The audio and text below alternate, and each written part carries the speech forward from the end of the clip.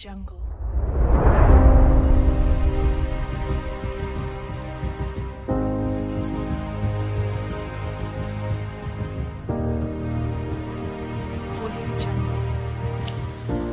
The four of diamonds.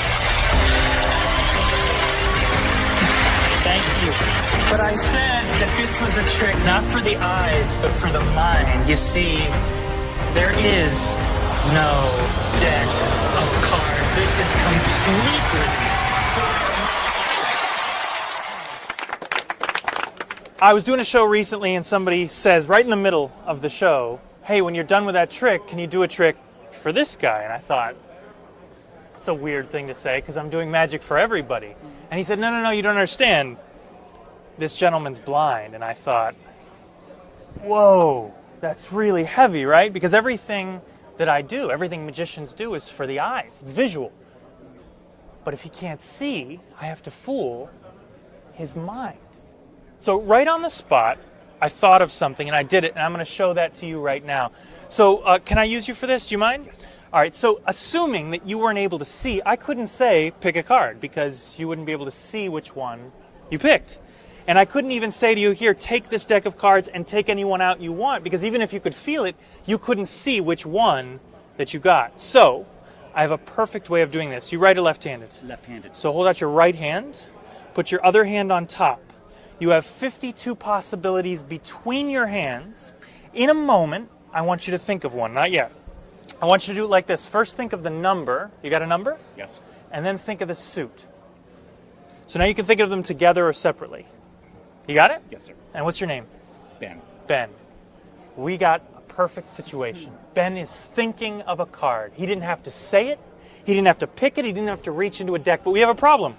We got 50, 60 people watching. Only Ben knows what the card is. All of you need to know what the card is, or I can't fool your mind.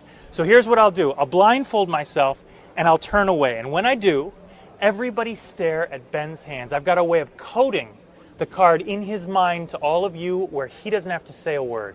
Here's how it's going to work. When I turn away, Ben, I want you to deal the value of your card into a pile face down on the table as quietly as you can. So if you thought of 3, you just do 1, 2, 3, very quietly. And then to destroy the evidence, put the deck on top. If all of you watch, you'll know the value of the card, but I won't. Go ahead. Audience will tell me when Ben is done.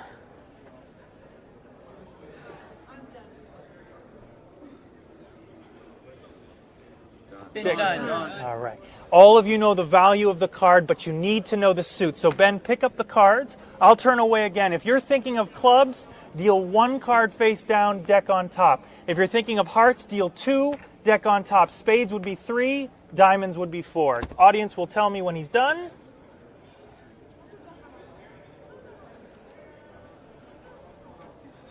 Done. Perfect.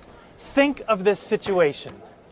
All of you know what card Ben thought of, and he didn't have to say a word. It was just in his mind, and now it's in all of your minds, everybody except for me.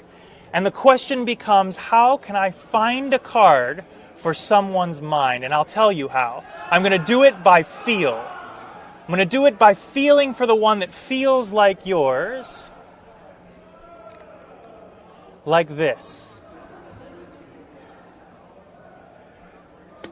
Something right here feels different. Ben, you didn't leave, did you? I'm still here.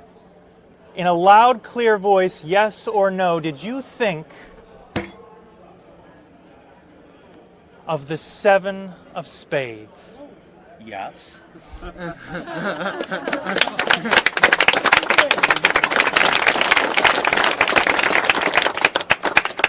Is this the 7 of spades?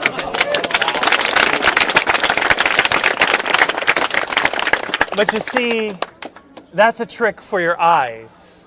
And this is a trick for your mind. There is no 7 of spades. Truly no 7 of spades. Take a look at the cards. You can take a look. Look through them. Yeah, take a look. Okay.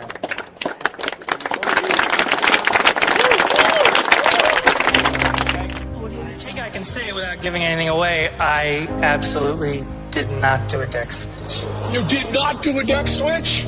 Well, then I do know what you did do then. I think you fooled us. That was the way you did it. You didn't do it naturally.